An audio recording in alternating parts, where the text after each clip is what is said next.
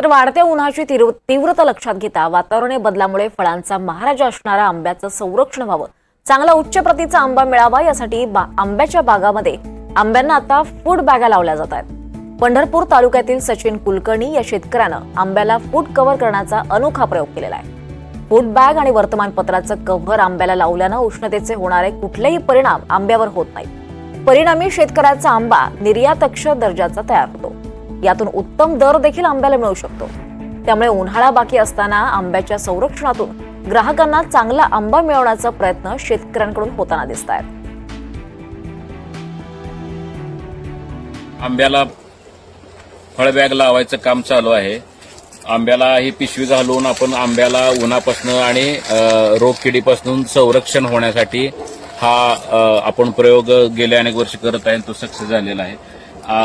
यावर्षी मुळात वातावरणाच्या बदलामुळे आंबा कमी आहे आणि दुसरी गोष्ट आहे त्या आंब्याला टिकावा आणि तो मार्केटला चांगल्या प्रकारे यावा यासाठी आपण दरवर्षी एक्सपोर्टचं प्रमाण आमचं जास्त आहे, त्यामुळे आम्हाला ह्या सगळ्या गोष्टी काळजी घ्यावी लागते आणि एक्सपोर्टला बॅगिंग केलेलाच माल जास्त करून चालतो। उन्हाचा चट्टा बसलेला माल हा एक्सपोर्टला चालत नाही, त्यामुळे आम्हाला हे बॅगिंग करणं कंपल्सरी फायद्याचं आम्हाला होतं आणि आम्हाला चांगला दर पण मिळतो।